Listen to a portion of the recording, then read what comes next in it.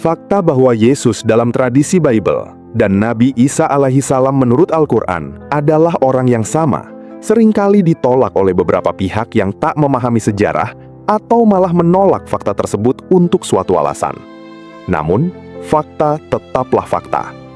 Di episode sebelumnya, kami telah membahas mengenai sejarah asal-usul mengapa tokoh ini dikenal dalam dua nama. Juga bagaimana ia dilahirkan oleh seorang wanita suci yang belum menikah, dari dua pandangan berbeda antara Quran dan Alkitab. Kali ini, pembahasan akan membicarakan perbedaan paling mendasar dari dua tradisi agama Abrahamik ini. Sebuah pertanyaan besar. Apakah Yesus atau Isa benar-benar disalibkan? Selamat datang di Jagat Kala, channel kisah-kisah bermakna di alam semesta.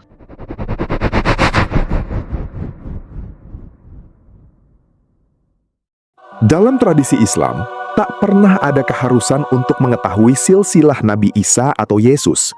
Meski kemudian muncul berbagai penafsiran ahli untuk menjelaskan soal ini. Itu lebih kepada sekedar pengetahuan tambahan, bukan bagian dari rukun iman, sebagaimana Bible yang menekankan pentingnya mengetahui garis silsilah Yesus agar bersambung kepada Nabi Daud, demi memenuhi konsep janji mesianik Tuhan pada Daud, mengenai kelahiran Sang Juru Selamat dari garis keturunannya. Tidak soal bagi Muslim, apakah Yesus keturunan Daud dari Yehuda atau Lewi. Bahkan, sebagian sejarawan Muslim menyebut Maryam, sang ibunda Nabi Isa atau Yesus, memiliki dua garis keturunan sekaligus, baik dari Lewi maupun Yehuda, di mana ibu Maryam, Hana, adalah saudara perempuan dari istri Nabi Zakaria, di mana Nabi Zakaria dan keluarganya berasal dari suku Lewi, keturunan Harun. Hubungan kekerabatan ini membuat Maryam secara sosial dikaitkan dengan keluarga besar Harun. Dalam bahasa Al-Quran, kata ukht, saudara perempuan, atau saudara laki-laki, bisa berarti bagian dari kaum tersebut. Bani Israel secara kolektif sering disebut sebagai keturunan dari para nabi mereka. Meskipun dari suku Yehuda, Maryam tetaplah bagian dari rumpun nabi-nabi yang dipelopori oleh Harun dan Musa di masa awal hukum Taurat. Wallahu a'lam. Gaya penulisan Al-Quran lebih ditekankan pada nasihat dan hikmah daripada menjabarkan silsilah. Namun, kadang Quran memberikan isyarat terhadap sesuatu. Dalam kasus silsilah Maryam, dikisahkan Al-Quran sekembalinya ia menemui kaumnya sambil menggendong bayinya. Gemparlah masyarakat sekitar. Bayangkan, seorang keponakan kesayangan Nabi dan rahib Yahudi terkemuka, Zakaria alaihissalam, berasal dari keluarga terpandang, gadis yang dikenal tertutup lagi taat beribadah, kini memiliki bayi tanpa didampingi seorang suami. Dalam surat Maryam ayat 27 dan 28 dikisahkan, seorang Israel bertanya secara sarkas kepada Maryam sambil menyebut asal-usulnya, "Wahai saudara perempuan Nabi Harun, ayahmu bukanlah seorang yang buruk, dan ibumu bukanlah seorang pezina." Secara teks Arabik, saudara perempuan Harun adalah terjemah dari kalimat "Ya ukhta Harun". Salah satu makna turunnya Quran berbahasa Arab karena kekayaan kosakata Arab yang sangat kaya. Tercatat ada 12 juta kosakata Arab. Bandingkan saja dengan misalnya bahasa Inggris yang hanya 1 juta kata. Atau bahasa Indonesia yang hanya sekitar 200.000 kata. Maka makna ukhta yang sering diartikan sebagai saudara perempuan bisa bermakna kerabat juga keturunan. Sehingga untuk tafsir yang lebih luas, konteks sindiran ini lebih tepat diartikan "Wahai keturunan Nabi Harun" sebagai ledekan untuk Maryam. Karena kelanjutan kalimatnya disebut, "Ayahmu bukanlah seorang yang buruk, dan ibumu bukanlah seorang pezina", mempertegas sarkasma tadi. Secara tradisi Abrahamik, Nabi Harun alaihissalam adalah keturunan langsung dari Lewi, putra ketiga Nabi Yakub. Harun bin Amran atau Imran berasal dari suku Lewi, salah satu dari 12 suku Israel, menjadikannya bagian dari garis keturunan imam. Beliau adalah kakak dari Nabi Musa alaihissalam dan merupakan imam besar pertama dalam tradisi Israel. Jadi, di antara 12 putra Yakub, Lewi adalah yang paling banyak menurunkan para nabi dan para imam besar. Sedangkan Yehuda paling sering menurunkan para raja, termasuk Daud dan Sulaiman. Dalam Islam juga tak mengenal janji Mesiah dari Tuhan untuk Daud, sehingga bukan sebuah keharusan bagi Muslim mengetahui secara pasti garis silsilah Maryam.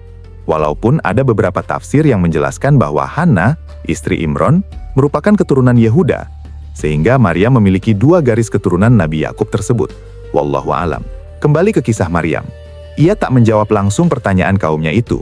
Ini merupakan petunjuk dari Jibril sebelumnya, agar ia puasa bicara dan menyuruh mereka bertanya sendiri pada bayi yang digendongnya. Awalnya mereka bingung, mengapa Maryam diam saja dan hanya melirik terus-menerus pada bayinya. Sampai salah satu dari imam Yahudi menertawakan Maryam dan mencoba bertanya pada bayi Isa, anak Maryam itu, dengan niat untuk meledek Maryam dan mempermalukannya di depan umum. Ia pikir Maryam mungkin sudah gila karena peristiwa itu sangat memalukan bagi dirinya dan keluarganya. Maka mereka bertanya pada bayi itu. Namun di luar dugaan, mujizat besar kembali terjadi. Bayi dalam buayan itu mampu menjawab secara jelas pertanyaan itu untuk membela kehormatan ibunya. Sesungguhnya aku hamba Allah. Dia memberiku kitab dan menjadikanku seorang nabi. Quran Surat Maryam ayat 30 hingga 33. Semua orang tertegun dan takjub. Mereka yang tadinya merendahkan Maryam berlutut tanda permintaan maaf dan hormat. Kini, mereka yakin bahwa Maryam adalah perempuan suci yang dijaga Allah, dan putranya, Isa alaihi salam, kelak akan menjadi seorang nabi.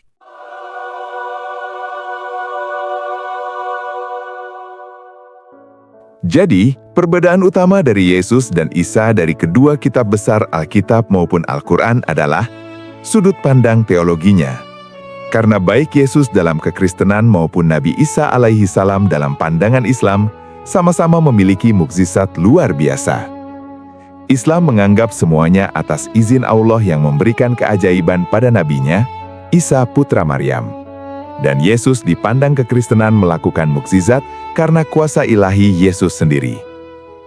Ada beberapa mukjizat antara Nabi Isa dan Yesus di mana Islam dan Kristen memiliki kesamaan. Keduanya hadir di tengah masyarakat yang tergila-gila pada pengobatan. Maka Nabi Isa atau Yesus muncul dengan mukjizat di atas kemampuan para tabib era itu. Menyembuhkan orang buta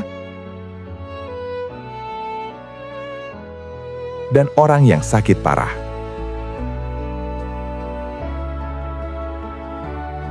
Menghidupkan orang mati, memberi makanan secara ajaib. Meski ada perbedaan narasi antara Alkitab dan Al-Quran untuk hal ini, Alkitab mengisahkan Yesus memberi makan ribuan orang dengan sedikit roti dan ikan. Dalam Quran, Nabi Isa meminta pada Allah agar menurunkan hidangan dari langit untuk para muridnya. Lalu turunlah berbagai hidangan dari surga di hadapan Nabi Isa dan para muridnya yang dikenal sebagai Al-Hawariyun. Atau saat Nabi Isa menebak apa yang baru saja orang makan dan apa yang mereka simpan di rumah mereka. Quran Surah Ali Imran ayat 49. Hal tersebut mirip dengan yang dilakukan Yesus dalam Injil meski sedikit berbeda. Yesus dalam Injil mengetahui isi hati orang tanpa diberitahu atau telah mengetahui sesuatu sebelum terjadi. Ada pula beberapa mukjizat yang hanya muncul di satu pihak dan tidak diceritakan pada pihak lain. Misalnya, kisah Nabi Isa membentuk tubuh burung dari tanah, lalu meniupnya dan atas izin Allah, burung tersebut hidup layaknya burung normal. Hal ini juga tak dilakukan Yesus dalam Injil. Tentu saja termasuk mukjizat pertama Nabi Isa, yaitu dapat berbicara sewaktu masih bayi. Sedangkan mukjizat Yesus yang terkenal seperti berjalan di atas air, mengubah air menjadi anggur, bahkan Yesus Kristus pernah menyembuhkan telinga seorang pria yang terpotong saat penangkapannya. Termasuk mukjizat terhebatnya, bangkit dari kematian di hari ketiga yang jadi puncak peristiwa teologi Kristen pasca penyaliban. Mukjizat-mukjizat Yesus ini tentu saja tidak tertulis dalam Quran. Terakhir tentu saja penyaliban, sebuah peristiwa historis besar dunia yang akhirnya memisahkan ajaran Islam dan Kristen di persimpangan, sekaligus membangun tembok tebal antara keduanya. Benarkah Yesus mati disalib?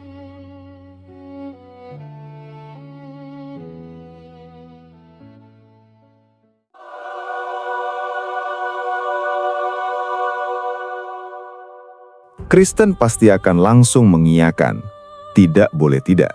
Sebab itulah inti ajaran mereka. Seseorang yang mati di kayu salib untuk menebus dosa umat manusia karena kasih sayangnya. Dia yang dikhianati seorang muridnya yang telah ia sadari sejak awal, Yudas Iskariot. Yudas menjualnya pada Kaisar Romawi seharga 30 keping perak. Kaisar Pontius Pilatus, yang terhasut fitnah para elit agama Yahudi saat itu, yang terusik kehadiran Yesus karena dianggap terlalu mengkritisi mereka dan menarik banyak pengikut sehingga bisa mengancam posisi mereka. Pontius menyadari itu hanya karena iri hati para pemuka Yahudi saja, namun ia akhirnya tak bisa berbuat banyak. Dalam Islam, jelas sebuah bantahan.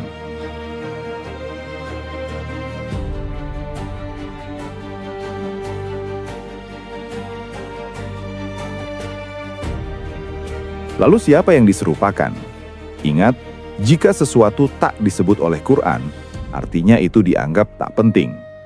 Kristen merasa perlu menjelaskan rinci kisah Yesus, nama-nama silsilah keluarganya karena tujuan teologi mereka, bahwa Yesus adalah Mesias yang dijanjikan Tuhan pada Daud. Kristen merasa perlu menjelaskan rinci kematian Yesus, bagaimana ia dikhianati, siapa pengkhianatnya, bagaimana ia disiksa sebelum disalibkan. Karena itulah tujuan ajaran yang mereka yakini. Sedang Islam, alih-alih fokus pada sosok, pemahaman yang ingin ditanamkan Quran adalah tauhid. Percaya bahwa ada hal-hal besar yang terjadi atau tidak terjadi karena Allah Maha Kuasa. Dan jika Allah berkata Yesus tak mati di salib, maka itulah poin utamanya. Tidak ada kebangkitan di hari ketiga, tidak ada kisah murid yang mengkhianati gurunya. Nabi Isa alaihi salam telah diangkat ke langit dalam keadaan masih hidup saat para pasukan Romawi mengepung persembunyiannya. Inilah letak perbedaannya, karena dalam versi Alkitab, kenaikan Yesus terjadi setelah kebangkitannya di hari ketiga pasca penyaliban. Para sarjana Kristen mengklaim menemukan kain kasa penutup wajah Yesus saat mati disalib. Meski hasil uji karbon membuktikan kain kafan itu berasal dari abad 13-14 Masehi, jelas jauh setelah era Yesus, namun tetap dihormati sebagai relik suci umat Kristiani. Toh seandainya klaim itu benar, artinya memang ada peristiwa penyaliban, maka umat Islam pun akan membenarkan, karena akidah Islam hanya menolak bahwa sosok yang disalibkan adalah Isa atau Yesus, tetapi orang yang wujudnya secara fisik dan rupa diserupakan dengan beliau, bukan menolak peristiwanya.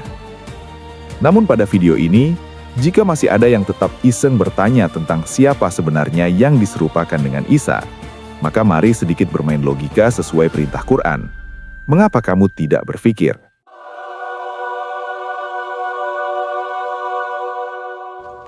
Ada teori kecil yang berasal dari berbagai sumber Islam non-Quran dan hadis sahih, tapi dari catatan dan ijtihad para ahli tafsir klasik seperti Ibnu Katsir dan banyak lagi. Salah satunya adalah Yudas Iskariot. Jika cerita populer dia pengkhianat, maka ia dihukum Tuhan dan diserupakan dengan Isa untuk ditangkap.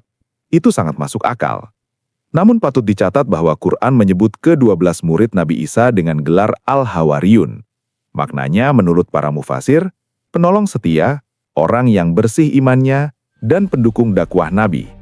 Bahkan mereka berkata, "Kami adalah penolong-penolong agama Allah." Dalam surah Asy-Syaff ayat 14.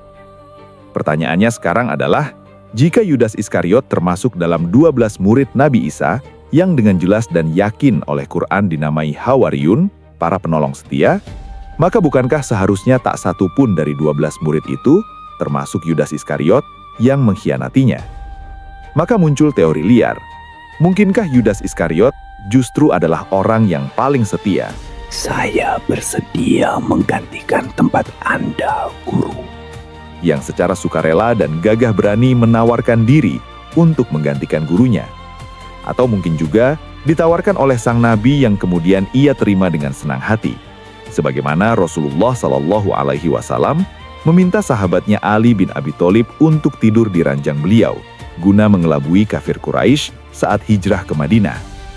Semua kemungkinan terbuka.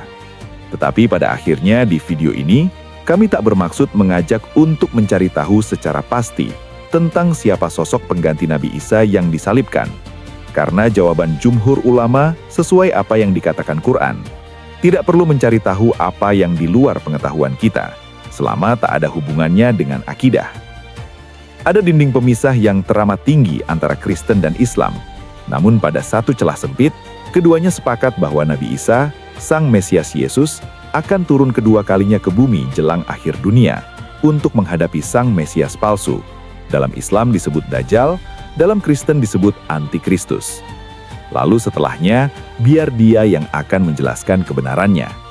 Selagi menunggu, ayo pertebal imanmu.